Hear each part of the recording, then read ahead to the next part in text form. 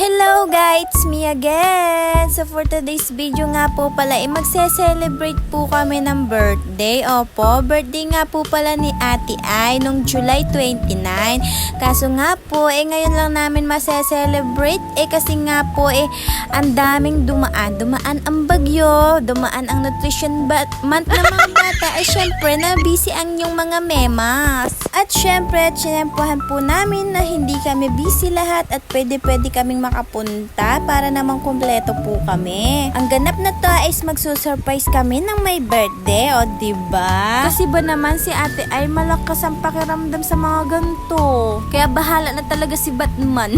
Yan nga po nakabili na rin po kami ng cake diyan. Kaya nga po kami nag-aayos na para naman maganda-ganda ang kanyang design. Nagpe-pressure nga po kami dyan kasi 1 hour lang ang preparation namin. Oh my gosh, oh my G. Di na nga po pala kami nakabili ng mga pandecor dito kasi may mga nakatago naman po kami. Yun na lang ang aming ginamit. At patapos na nga po pala kami mag-decor dito at parang may kulang, sabi ko. Kaya pinagawa ko na nga lang po ng number 33 si Rachel. Kasi kesa bumili kami, di siya na lang dahil napaka-talented talaga ng babaeng ito. Kung wala siya, nako, ewan ko kung ano na lang tong number na ito. At yan nga po, dinidikit na namin itong number 33 ni Ate Ai. At parang sabi ko, parang bata yung magbe-birthday sa nagawa naming pang decor, o diba? At tapos na nga po pala kami dito at sana magustuhan ni Ate Ai itong nagawa namin. At dahil parang bata ang magbe-birthday. Sa bagay, hindi naman nakikita sa mukha niya dahil mukhang bata pa naman si Ate Ai. Ito na nga po, nagpo-practice na kami kung paano namin siya iso-surprise at may naisip nga po pala si Madam Lindsay.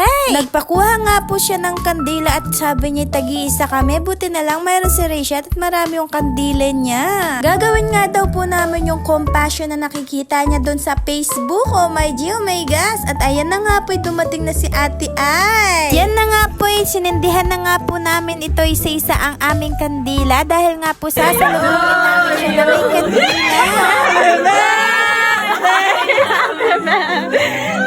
Happy birthday to you.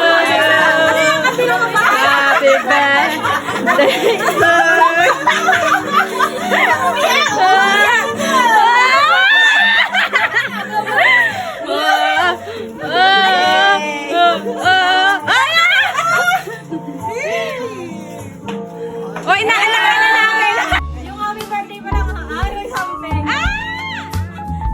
At inayos na nga po namin itong handa niya para ma-picture namin ang birthday girl. At pinapahawak na nga po namin itong cake at para makantahan na siya ng happy birthday. O diba, hindi siya mukhang 33 kasi parang bata lang siya.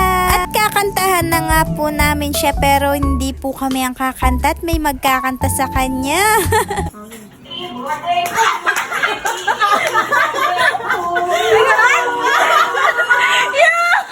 At si Ate Lindsay nga po palang nakaisip niyan. O Ate Ai, alam mo na kung sinong nakaisip niyan, ha? Oh, wish ka na! Ilan? Kami yan, kami! Ayun! Wag si April yan! O diba, gulat na gulat siya sa kumanta. At yun na nga po, kaya hanggang dito na nga lang po kasi na full storage na ang aking cellphone. Hindi ko na po na-videoan ng lahat ng pangyayari, o diba? At least napasaya namin si Ate Ai. Happy birthday again, Ate Ai! At yun lang, salamat!